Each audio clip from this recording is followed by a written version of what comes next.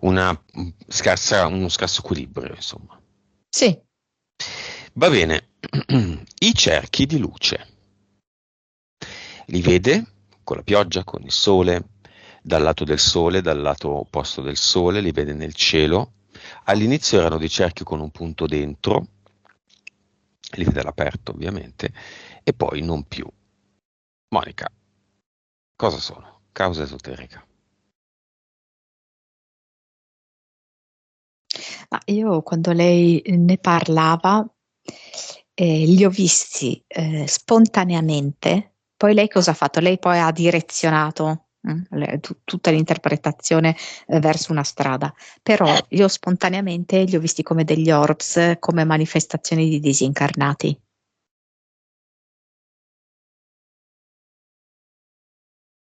Quindi tutta l'interpretazione successiva anche del kinesiologo lascia un po' il tempo che trova, secondo te? Allora, una parte è corretta, nel senso che la visione che Antonella ha avuto nello studio del kinesiologo mentre lui la stava trattando si riferisce proprio a una sua vita precedente barra parallela legata agli indiani d'America e d'altronde ti ripeto, quell'entità mentale Bonanza me lo testimonia. Proprio questo contrasto tra l'Occidente americano e che purtroppo ha sterminato, no? Gli indiani d'America. Mhm. Quindi assolutamente è corretta ed è corretto quello che lui ha detto, cioè di sviluppare, no, il proprio potere personale, perché quando lui ha detto sviluppa il sole che è dentro di te, il sole è il nostro potere personale, ok? E anche la nostra scintilla divina, quindi la connessione con la scintilla divina. Questo è corretto. Poi però quando ha iniziato a dire di questi cerchi da dare alle altre persone con inseriti all'interno le parole, lì Ecco. vedo che c'è stato un travisamento. Lì cosa c'è inserito?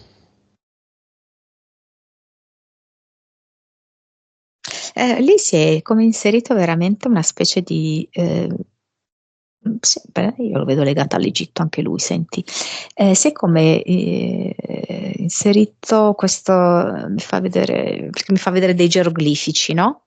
Infatti lui li chiama codici, però in realtà mi fa come vedere un pannello in verticale con dei geroglifici e mi fa vedere anche lui tipo un faraone. No, in realtà no, scusa, non è un faraone qua, più proprio tipo un sacerdote con questo bastone egizio, Mhm. dove il concetto di codici e quindi di, mi spiace dirlo, ma manipolazione delle persone è centrale e va propagato, ok? Perché di fatto questi tipi di entità, la cosa più grande che possono fare è questa, controllarci mentalmente. Allora, chiamiamo tutti i disincarnati legati ai cerchi di luce, li mettiamo in stand-by davanti al portale aureo, dove fra poco chiameremo altre persone, facciamo due considerazioni sull'Egitto. Diciamo le cose come stanno. Io mi sono rotto le balle dell'Egitto, perché l'Egitto, subito fazzolettini in mano e grandi pianti, ah, io ero in Egitto, lo siamo stati tutti. Non si sa che cosa sia l'Egitto, non sappiamo dove metterlo nella linea temporale, non sappiamo neanche se c'è una linea temporale, non sappiamo nulla, tutti ci marciano e ci mangiano sopra. In primis lo Stato egiziano, diciamo lo Stato egizio, Egitto di oggi, che con l'Egitto antico non c'entra assolutamente nulla. Quindi io mi sono rotto le balle dell'Egitto. Alla fine l'Egitto che cos'è? Un insieme di entità Un ben insieme di entità vestita, controllanti. ben vestita, molto Eh, affascinante. certo, È stato un periodo seduttiva. storico? Benissimo. È stato un periodo storico o è una invenzione? Ma le piramidi ci sono, ma questo è veramente un dettaglio. A me dice è stato un anello di congiunzione. Cioè non so, non lo riesco a vedere come un periodo storico, ma questo incontro, congiunzione, questo patto, perché poi alla fine se noi non avessimo accettato, Beh. chiaro che non si starebbe realizzando. Le risposte arrivano adesso dalla signora Sorgente. Microfono, via, lanciamolo su. La Sorgente risponde: l'Egitto l'ha creato la Sorgente, non l'ha creato mia sorella. Perché l'hai creato, Sorgente?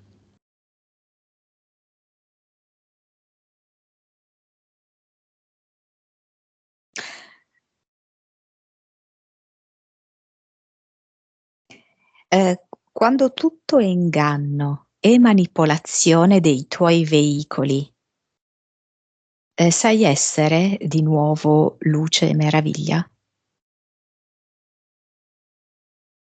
E qui c'è tutta la sessione. Questo è quello che ti dice. Lì c'è stata l'ibridazione dell'uomo aggiungendo o togliendo eliche e quindi capacità e quindi vicinanza alla sorgente. Insomma, l'uomo lì ha subito delle modifiche da parte di questi schiavi dei che avevano questo mandato da parte nostra, anima.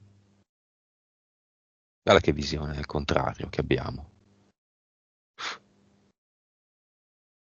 Aspetta, però, riferito a questo passaggio barra anello di congiunzione, eh, quello che mi mostra più che altro è eh, dunque come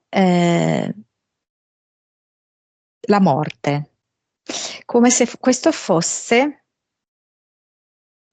l'approfondimento della nostra morte, che naturalmente è diversa dalla loro morte, e come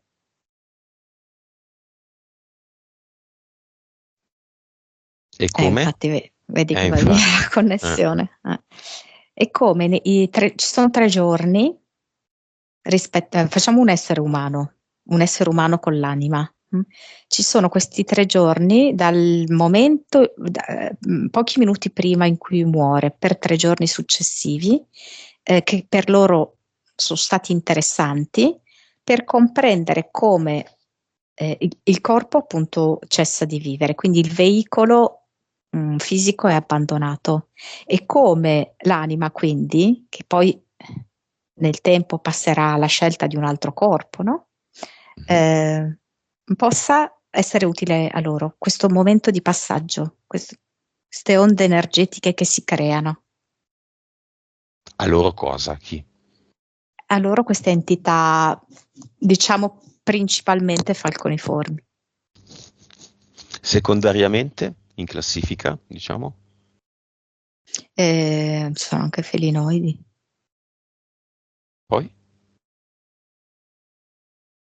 Anche dei rettiliani, mi fa Poi? vedere il serpente egizio, e, e dei sotterranei, degli aracnoidi. Canidi?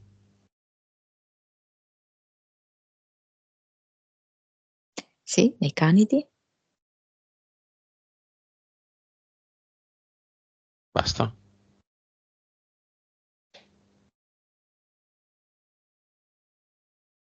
Sì, direi di sì. Come sono state costruite le piramidi?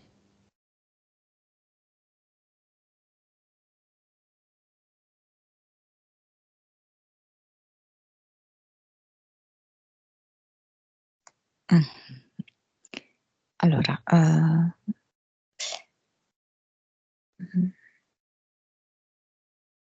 cioè, allora, non ho mai approfondito questa cosa qui, quindi non ti so dire questa cosa che adesso mi viene, perché è come se il materiale da cui sia stato, da cui sono costituite le piramidi, in realtà non è autoctono. Può essere? O dico una sciocchezza Può che non essere, sì, viene sì. da, ok, non viene da noi, perché mi fa vedere come se ci sia una sorta di tecnologia smaterializzante e rimaterializzante. Mhm. Da un posto anche lontano, anche non Esatto, terrestre, a qua. bravissimo. I Esatto. portali, menate va. Cos'è la Sfinge? Mi dice che è il grande controllore. Mm. Eh, E, e vedi, perché alla fine la Sfinge siamo noi, no? Noi crediamo che sia una cosa esterna al grande controllore, per poi capire che l'enigma della Sfinge è che i veri controllori di quelli che crediamo che siano i controllori siamo noi. Il viso che cosa rappresentava prima di essere sfregiato? Una donna? La luna, la faccia della luna piena. Guarda, torniamo ad Antonella. Antonella cosa c'entra con l'Egitto? Beh, è curioso che comunque lei l'abbia fatto, questo viaggio in Egitto. Ehm, allora, eh, come... aspetta un attimo, perché mi dice che è una cosa che può avvenire nei turisti che fanno questi tour nell'Egitto. Ok, è come se si creasse una sorta di amplificazione in questi posti classici, insomma, no? Molto classici, poi alla fine sono pochi, no? Cioè, io non sono mai stata in Egitto, però credo che quello che tu puoi visitare è ben poco, no, dell'Egitto. Sono sempre quelli i luoghi. Ma E quei c'è, a luoghi, parte il Cairo e poi c'è la crociera sul Nilo che in realtà ha parecchi luoghi dispersi lungo una ok, distanza notevole. ok, però boh, non so, vi è quasi tutto deserto, possibile? Quasi Sì, tutto sì, sì. deserto, ok. Quindi in realtà quei luoghi, insomma, in cui portano i turisti sono proprio dei luoghi come di amplificazione. E quindi è come se si potesse fare una specie di selezione rapida in questi luoghi di intensificazione, che è anche un luogo di intensificazione, amplificazione barra velocizzazione, mh? E cercare di, non so come dirti, qua è complicato. Siccome lo scopo principale è il nostro controllo mentale, se ci controllano mentalmente, basta, noi siamo schiavi e servi loro e non ci connettiamo con la nostra anima. Però ognuno in realtà di noi non è controllabile mentalmente alla stessa maniera, per cui bisogna individuare, tra virgolette, i punti deboli di ciascuno. È come se in Antonella avessero individuato il punto debole in questa sua predisposizione all'ultraterreno, che è sia proprio ultraterreno come sua connessione con i disincarnati, e lei ha avuto molti appunto lutti nella sua vita, ma sia anche la sua capacità di visioni eteriche, sviluppo del terzo occhio, ok? Quindi lei è stata agganciata nel corso del tempo ehm, anche un po' nell'idealizzazione di questo aspetto del terzo occhio. Mm? Ed è Mm. il modo, perché per ognuno di noi è diverso. Essendo lei appunto una molto spirituale, mistica, direi così, Mm. fanno sì che questo suo aspetto venga portata all'eccesso. Ok? Quindi lei effettivamente ha diverse visioni mistiche, anche credo nella sessione precedente, perché adesso mi viene questo ricordo dell'albero della vita e Mm. lei si era fusa dentro l'albero della vita, qualcosa del genere, no? Quindi le fanno avere anche delle visioni estreme che le creano un'ulteriore disconnessione con la vita terrena. Finché noi rimaniamo separati, spirito, anima, rispetto al corpo, rispetto alla materia, noi non ci connettiamo veramente alla nostra anima. Quindi mm, questi specifici luoghi egizi è come se riuscissero a fare questa selezione rapida dei nostri punti deboli per controllarci mentalmente. Ale,